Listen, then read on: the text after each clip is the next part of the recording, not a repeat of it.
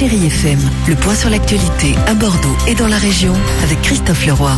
Bonjour à tous, bon appétit. On commence avec le temps. La météo avec Anacourt, votre formule soutien scolaire. Avec de la grisaille et quelques averses pour cet après-midi. L'amélioration attendue, ça sera pour vendredi avec l'arrivée d'un temps vraiment sec et très froid.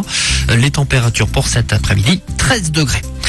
Un sommet pour la planète. Les dirigeants du monde entier sont donc rassemblés depuis hier pour le sommet de Copenhague, l'un des derniers espoirs pour limiter le réchauffement climatique.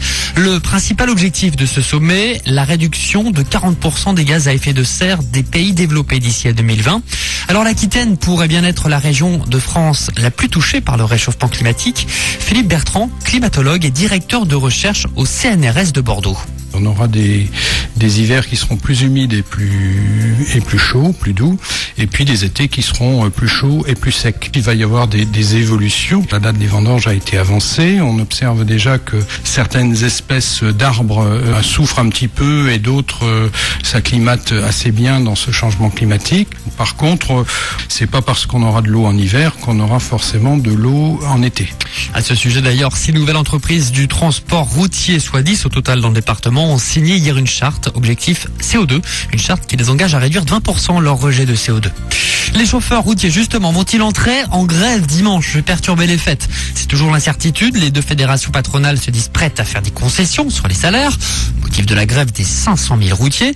Les négociations débuteront donc demain matin en présence du médiateur nommé hier soir par le ministère du Transport.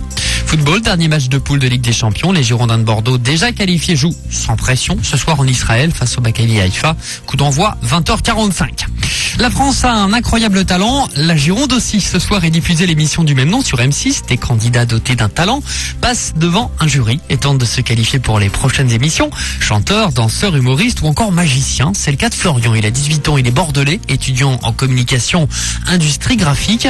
Ce soir, on le verra donc dans l'émission avec un numéro de magie, de manipulation. Il nous explique comment s'est déroulée sa prestation. Avant l'émission, juste avant de passer, j'ai eu 7h30 d'attente, faut dire, donc la pression a eu le temps de monter. Mais je me suis préparé pendant 3 mois pour les manipulations, pour que mes mouvements deviennent ni plus ni moins robotisés, quoi. Donc énorme pression, c'est vrai, une grande excitation, et puis au moment d'y être, ça s'est très bien passé. J'ai rien raté, le public a très bien réagi. J'ai les projecteurs devant moi, je vois les caméras, les membres du jury pour la première fois, une expérience énorme. Voilà, Florian à découvrir dans Incroyable Talent ce soir à partir de 20h45 sur M6. Sera-t-il qualifié? On le saura ce soir. Enfin, Marc Lévy en dédicace à la librairie Mola cet après-midi. Dédicace de son dernier livre, La Première Nuit. Il s'agit de son 10e roman dédicace chez Mola à partir de 16h30. Très